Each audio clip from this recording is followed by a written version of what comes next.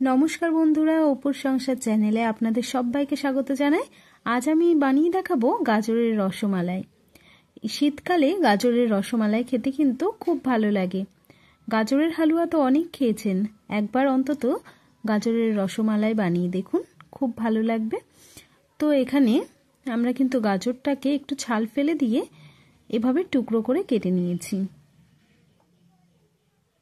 এবার একটা মিক্সিং বোলের মধ্যে আমরা কিন্তু এই টুকরো করা গাজরগুলো দিয়ে দেব।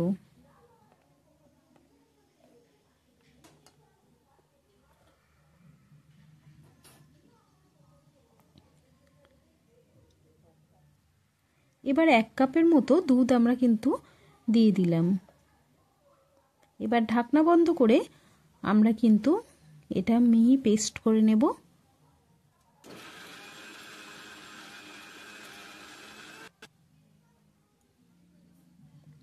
তো দেখুন এখানে এই পেস্টটা কিন্তু খুব মিহি হয়ে গেছে,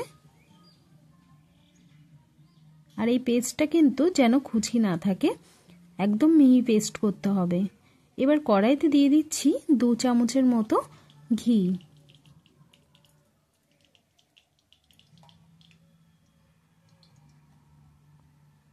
এবার আমরা মিক্সিতে যেটা পেস্ট করেছিলাম গাজরের পেস্টটা, সেটা দিয়ে দেব।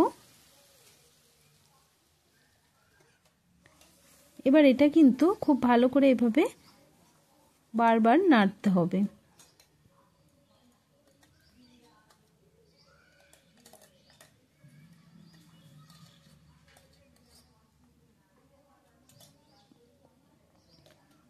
এবার দিয়ে দেব সুজি। এখানে হাফ বাটি মতো সুজি নিয়ে নিয়েছি। সুজিটা আমরা এইভাবে কিন্তু দিয়ে মিশিয়ে নিচ্ছি।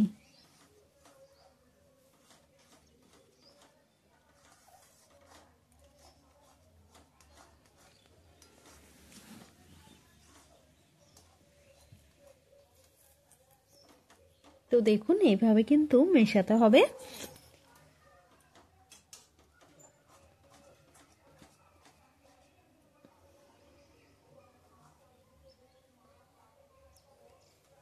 দেখতেই পাচ্ছেন এটা কিন্তু প্রায় হয়ে এসছে।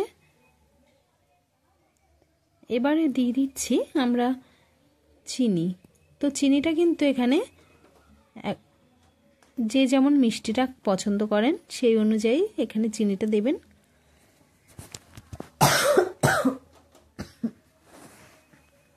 চিনিটা দিয়ে আমরা কিন্তু আবারও একটু মিশিয়ে নেব। তো দেখতেই পাচ্ছেন এটা কিন্তু একদম রেডি হয়ে গেছে। এবার একটা থালার মধ্যে নামিয়ে নিয়েছি। এবার একটু ঠান্ডা হলেই আমরা এভাবে হাতে করে এটা গোল গোল শেপ করে কিন্তু পুরোপুরি একটা গোল, মানে মিষ্টি যেমন হয় সেরকম গোল করে নেব। তো এখানে মা আর আমি দুজনাই করছিলাম। তো দেখুন এইভাবে একদম গোল করে নিতে হবে। আর যখন আপনারা এই গোলটা মিষ্টির মতো শেপটা আনবেন তখন কিন্তু আপনারা একটু হাতে ঘি মাখিয়ে নেবেন, তাহলে কিন্তু হাতে তেমন লাগবে না আর খুব সুন্দরভাবে হয়ে যাবে। তো এবার দিয়ে দিচ্ছি কড়াইয়ের মধ্যে দুধ। এখানে কিন্তু 500 গ্রাম মতো দুধ নিয়ে নিয়েছি। আর দিয়ে দিচ্ছি আমুল দুধ। এখানে আমুল দুধ প্রায় হাফ কাপ মতো আমুল দুধ ছিল। তো আমুল দুধটা দিয়ে আমরা কিন্তু এভাবে একটু মিশিয়ে নিচ্ছি।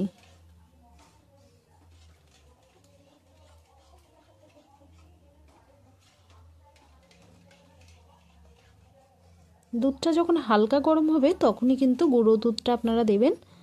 আর এটার মধ্যে আছে যে কড়াইতে যা লাগানো ছিল পুর মতো, তো সেটা কিন্তু আমরা একটু জল দিয়ে ধুয়ে রেখেছিলাম, তো সেটাই আমরা এবার দিয়ে দিচ্ছি।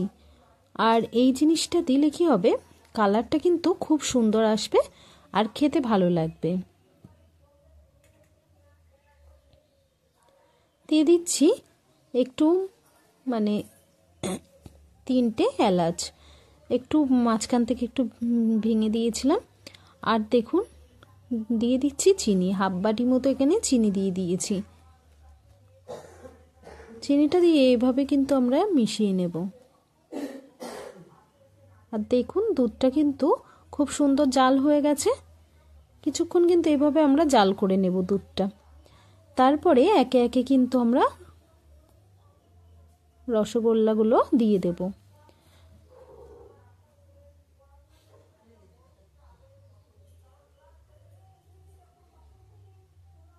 তো দেখুন এবার সবগুলোই কিন্তু আমরা দিয়ে দিচ্ছি এর মধ্যে। আর গ্যাসের ফ্লেমটা কিন্তু একটু হাই ফ্লেমে রাখতে হবে। আর এগুলো যখন পুরোপুরি জাল হয়ে যাবে দেখবেন একদম উপরে ভেসে উঠবে আর আরেকটু বড় সাইজে বড়ও হবে। তো এবার কিন্তু আমরা এটা খুব ভালো করে ফুটিয়ে নেব। তো দেখতেই পাচ্ছেন দেখুন খুব সুন্দর বড় বড় হয়ে গেছে।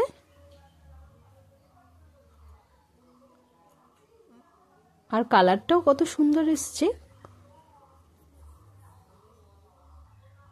দেখুন, আস্তে আস্তে কি সুন্দর উপরে ভেসে উঠছে। এবার একটা বাটির মধ্যে আমরা তুলে নিচ্ছি। রসমালাই কিন্তু আমাদের একদম রেডি হয়ে গেছে। দেখতেই পাচ্ছেন খুব সুন্দর কিন্তু রসমালাইগুলো একদমই ভাঙেনি আর গোটা গোটাই আছে। তো আপনারাও কিন্তু অবশ্যই বাড়িতে একবার এইভাবে বানিয়ে দেখুন, আশা করি আপনাদের খুব ভালো লাগবে।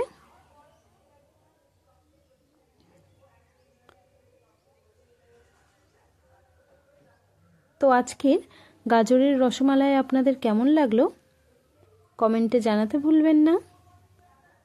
ভালো লাগলে লাইক কমেন্ট শেয়ার করে দেওয়ার অনুরোধ রইল। আজ এই পর্যন্ত, আবার দেখা হবে নতুন কোনো ভিডিওর সাথে। ততক্ষণ সবাই ভালো থাকবেন, সুস্থ থাকবেন।